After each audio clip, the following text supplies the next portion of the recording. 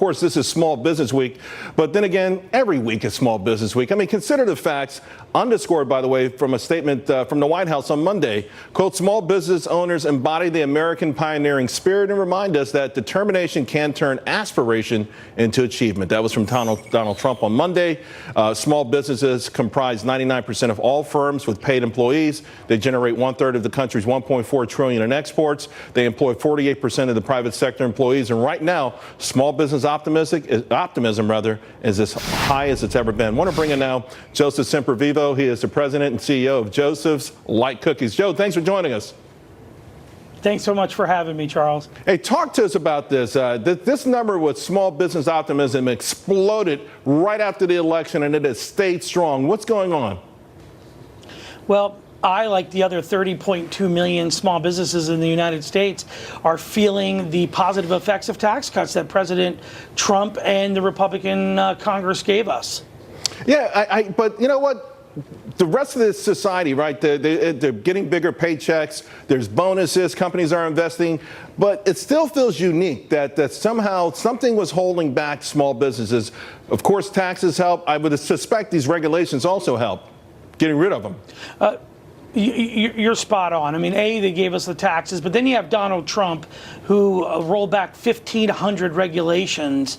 This is huge. I mean, from a company standpoint, I'm dealing with the EPA, the FDA, the Department of Agriculture, OSHA, and the Health Department, Health and Human Services, Department of Labor. It goes on and on and on. Business owners across this country feel like we're being suffocated, and we're handcuffed. Instead, we need a hand up, not and not a handcuff.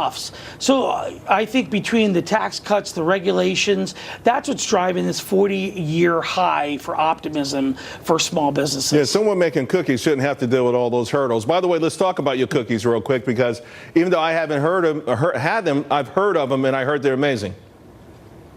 Well, thank you so much. We're going to have to send you some samples. We make 12 billion cookies a day. I'm a diabetic, and my parents were told that I would be dead by the age of 17.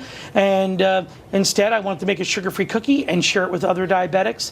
And now we're a debt-free company 33 years later, and we're selling them across the country. As a matter of fact, with the tax cuts, besides giving raises to our team members, we're doing a package change in Mandarin, and we have a 10-fold increase in business selling to China now.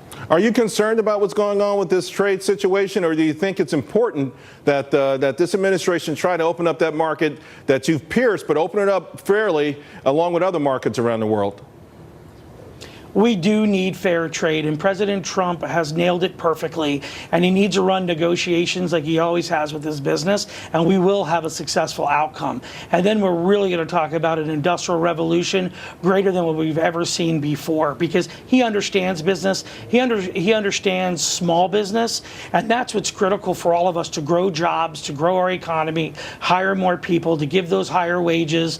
We need someone who can negotiate at the highest level, who actually understands business like the president does. You know, Joseph, my wife normally would get upset if you send me those cookies and I eat them, but because you make such an amazing product and it's so thoughtful, I'm sure she'll let me get away with a few, and she'll probably have a few herself. Thanks a lot, buddy. I look forward to getting that package.